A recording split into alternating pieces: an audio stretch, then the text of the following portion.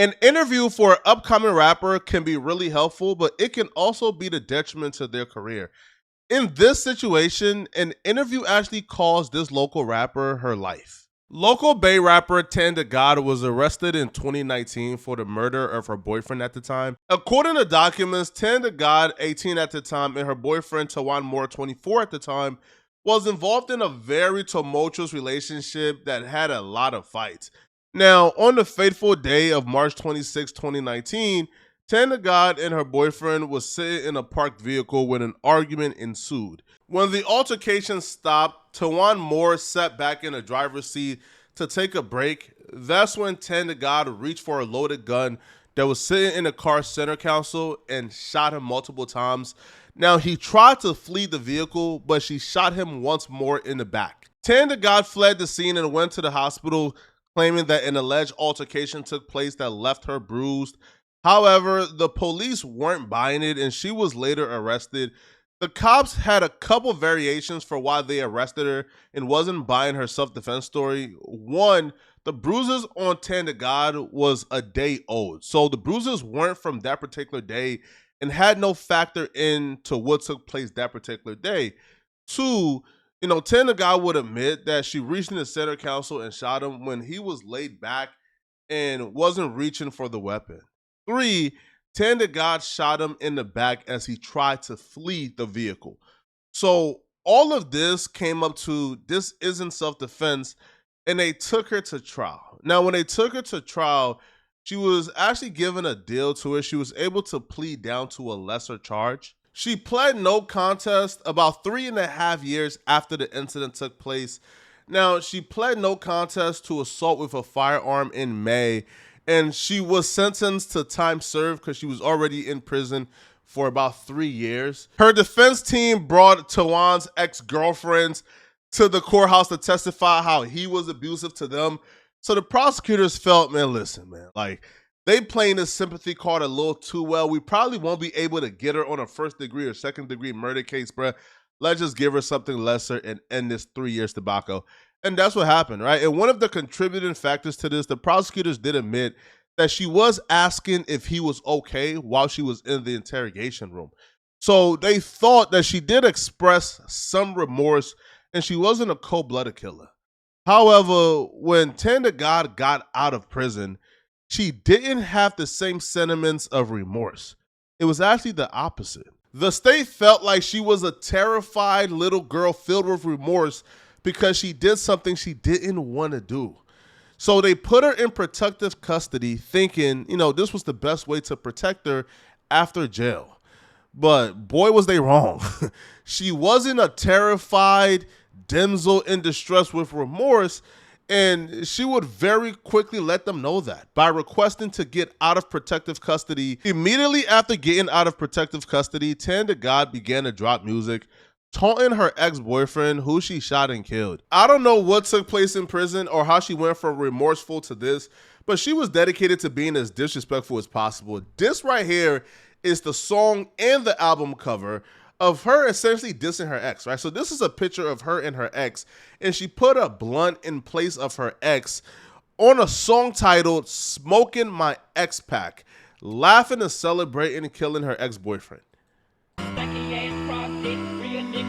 You've been sentenced to 7 years for smoking on your ex and having these bitches too turned up. Bitch, we the ones who got the motion in this brand new car. Finna whip it like it's stolen. I be smoking on my ex and it's the pack that got me choking. I'm convinced a lot of y'all don't value y'all lives because when I watch that, like why?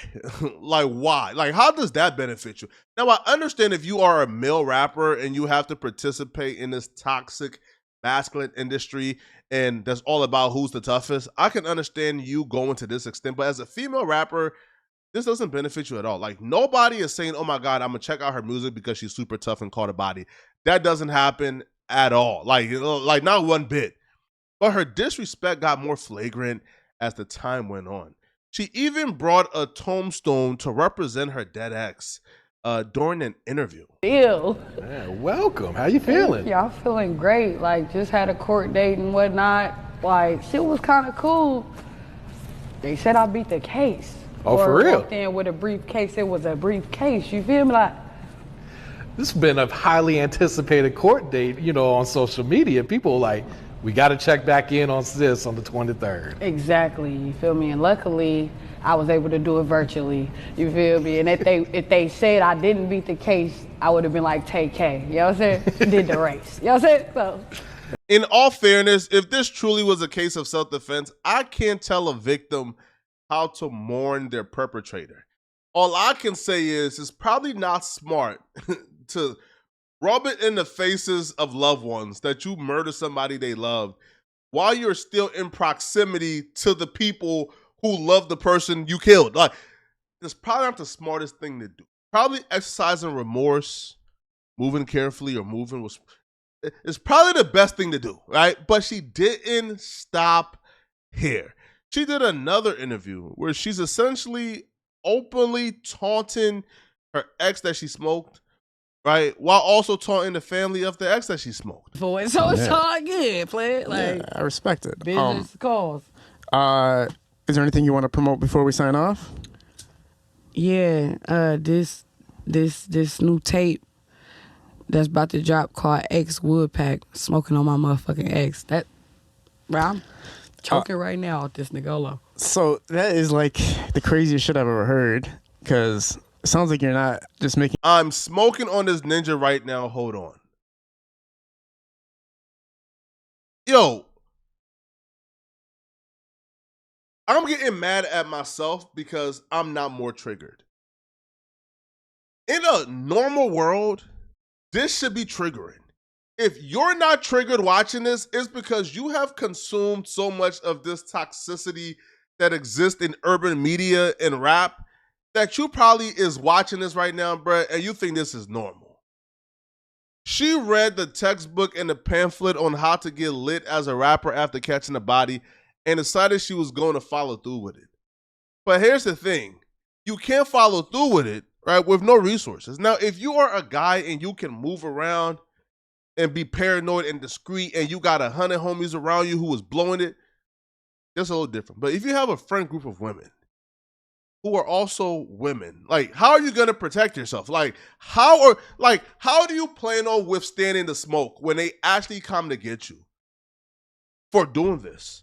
And she was doing this with no care in the world, not a sense of paranoia around, bruh. She was doing this as if she was overly good and as if all the enemies have been eliminated already. It up for no reason. It sounds like everything you make has relatability to your life or some relevance. Are we supposed to talk about this? Is this like something, like a conversation we're supposed to be having? Okay, what the hell happened? Like, what is that? Like, why? I'm pretty sure that means, if I break it down, that you smoked your ex, which means that he doesn't exist right now. Long as a bitch got legs, I stand on everything I said. I be smoking on my ex, that relationship is dead. I don't never feel the shade, but I see bitches got a shed. I ain't worried about my ex. I put that pussy on his head. That's the thing. That's the thing. Like, dead ass nigga, like, you're dead. Like, dead. That shit dead as fuck. Dead. Are we talking about, like, literally? Or are we talking figuratively? I don't know what the hell's going on right now. Laura did tell me not to talk about it. Okay, you shouldn't talk about things like that on a podcast. Him. Now, I don't know if the interviewer is acting ignorant on purpose to kind of draw out more information, but even he is concerned about her. Like, even he's concerned about what she's saying. Like, yo, are you good? All right, now he would expound more and, she would give her reasons as to why she's not sorry, or why she is going down this path of making multiple videos laughing about smoking on her ex. Was it like an abusive relationship or something? Did it get to the point where, like, you had no choice? Yeah, it's like, you ain't got no choice. Like, sometimes you really don't have a choice. Like, I know females that never had a choice, and they was just dude popping up and threatening the whole family, and and you know where people live. And I think about it, I'm like, you know where my loved ones live? You gotta go. You got to go. Especially if you got the audacity to threaten them. What? You threatening my people? Everybody gonna die. Oh, is we? I'm gonna show you what it bees like. That's the trippy part I always see. Like, Y'all gotta stop doing these interviews, yo. Because y'all get in front of that camera and don't know how to act. This is not cool, like, at all. And I'm not saying mourn your perpetrator, bruh. I'm saying just don't taunt them while you're still living in proximity to people who love them. All right, now it looks like all that taunting will finally catch up to her because while she was celebrating the opening of her salon, a gunman walked up to her and shot and killed her.